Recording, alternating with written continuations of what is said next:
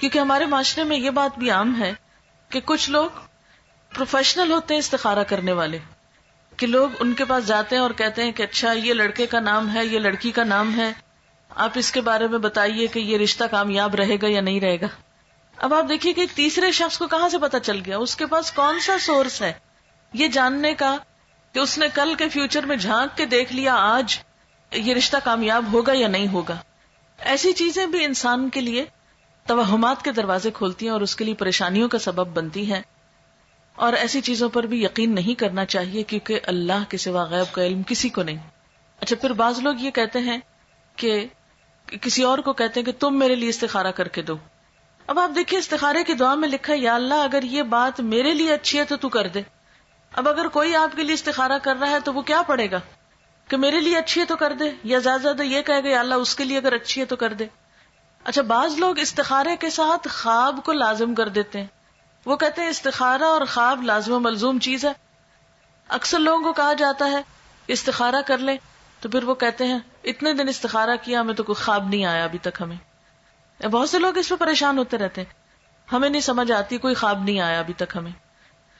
یاد رکھیے کہ قرآن اور سنت کی روشنی میں استخارے کے لیے خواب کا آنا کوئی ضروری نہیں ہے.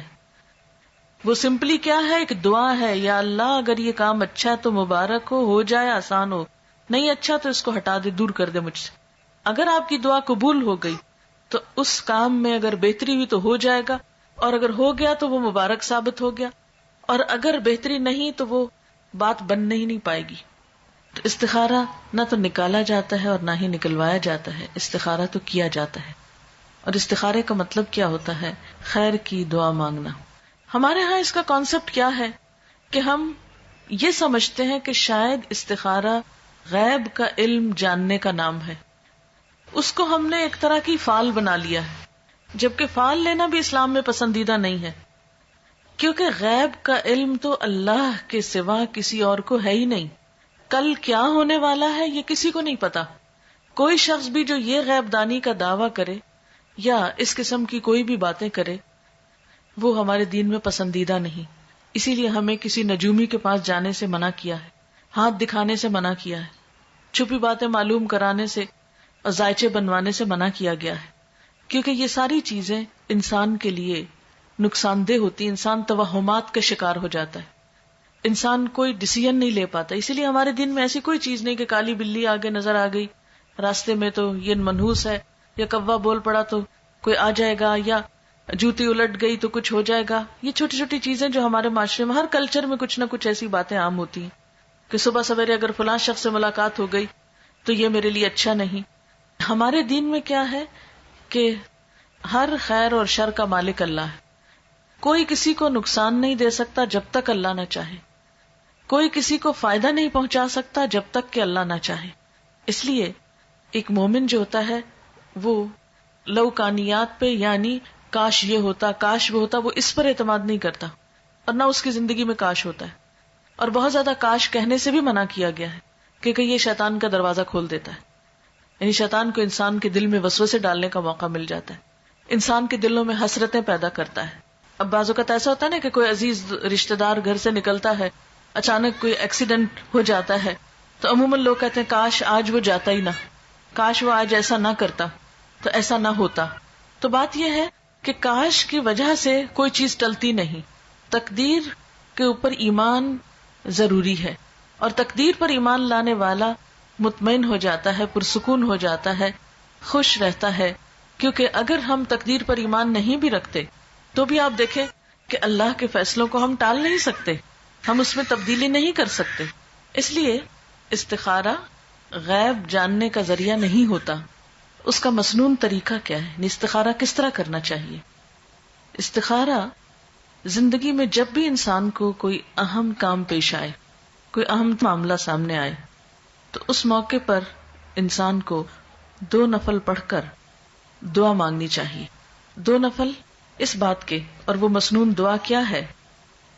وہ مسنون دعا ہے اللہم انی استخیرک بعلمک واستقدرک بقدرتک واسألک من فضلک العظیم فانک تقدر ولا اقدر وتعلم ولا اعلم وأنت علام الغیوب اللہم ان کنت تعلم ان هذا الامر خیر لی فی دینی ومعیشتی وعاقبت امری فاقدرہ لی ویسرہ لی ثم بارک لی فیہ وان کنت تعلم ان هذا الامر شر لی فی دینی ومعیشتی وعاقبت امری فاصرفہ عنی واصرفنی عنہ وقدر لی الخیر حیث کان ثم ارضنی بہ. یہ ہے مسنون دعا. اس کے بارے میں حدیث پاک میں آتا ہے، حضرت جابر رضی اللہ تعالی عنہ کا بیان ہے کہ نبی صلی اللہ علیہ وسلم جس طرح ہمیں قرآن پڑھایا کرتے تھے اسی طرح ہر کام میں استخارہ کرنے کی بھی تعلیم دیتے تھے. فرماتے جب تم میں سے کوئی کسی اہم معاملے میں فکر مند ہو تو 2 رکعت نفل پڑھے اور پھر یہ دعا پڑھے. یعنی آپ صلی اللہ علیہ وسلم جیسے قرآن پاک کی کوئی سورت سکھاتے تھے ایسے ہی یہ دعا سکھاتے تھے اپنے صحابہ کو، اور ساتھ ہی کیا تعلیم دیتے کہ جب بھی کوئی اہم کام ہو، اہم معاملہ ہو تو کیا کرو، نفل پڑھ کر یہ دعا پڑھو. اہم کاموں میں خود مثلا جس کی شادی ہے، شادی ایک اہم فیصلہ نا زندگی کا، جس کی شادی ہے وہ خود بھی پڑھے یہ نفل اور ماں باپ بھی پڑھے، ماں یا باپ دونوں میں سے کوئی ایک پڑھ لے. اس کا ترجمہ کیا ہے اور یہ کیوں پڑھا جائے؟ نبی صلی اللہ علیہ وسلم نے فرمایا استخارہ کرنے والا کبھی نامراد نہیں ہوتا، استخارہ کرنے والا کبھی نامراد نہیں ہوتا، مشورہ کرنے والا کبھی نادم نہیں ہوتا، اور کفایت شعاری سے کام لینے والا کبھی کسی کا محتاج نہیں ہوتا. یعنی جو شخص مشورہ کرتا ہے اس کو پھر شرمندگی نہیں ہوتی، اور جو شخص بچت سے کام لیتا ہے پھر وہ کسی کا محتاج نہیں ہوتا، کیونکہ وہ اپنی ضرورت کے وقت کے لیے پہلے سے ہی تیاری کر کے رکھتا ہے. اور اللہ تعالیٰ سے استخارہ کرنا یعنی ایک طرح سے مشورہ کرنا بھی ہے اور خیر کی دعا مانگنا بھی ہے.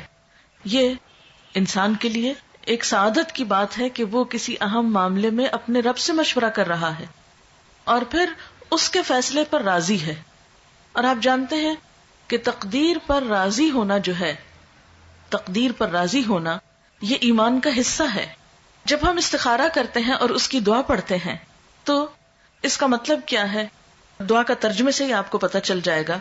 ترجمہ ہے خدایا میں تجھ سے تیرے علم کے واسطے سے خیر کا طلبگار ہوں، تیری قدرت کے ذریعے تجھ سے تیرے عظیم فضل کا سوال کرتا ہوں، اس لیے کہ تو قدرت والا ہے اور مجھے ذرا قدرت نہیں، تو علم والا ہے مجھے علم نہیں، تو غیب کی ساری باتوں کو خوب جانتا ہے. خدایا اگر تیرے علم میں یہ کام میرے لیے بہتر ہے میری دین اور دنیا کے لحاظ سے اور انجام کے لحاظ سے تو میرے لیے اسے مقدر کر دے. یعنی جب کسی بھی کام کے لیے ہم استخارہ کریں تو اس کو ذہن میں رکھنا چاہیے کہ اگر یہ چیز میرے دنیا اور آخرت کے لحاظ سے اچھا ہے تو اس کو میرے لیے مقدر کر دے، یعنی میری قسمت میں کر دے، میرے لیے اس کو آسان کر دے، میرے لیے اس کو مبارک بنا دے. اور اگر تیرے علم میں یہ کام میرے لیے برا ہے میرے دین اور دنیا کے لحاظ سے اور انجام کے لحاظ سے تو اس کام کو مجھ سے دور رکھ اور مجھے اس سے بچا کے رکھ، اور میرے لیے خیر اور بھلائی مقدر کر دے جہاں کہیں بھی ہو، پھر مجھے اس پہ راضی بھی کر دے. کتنی خوبصورت دعا ہے.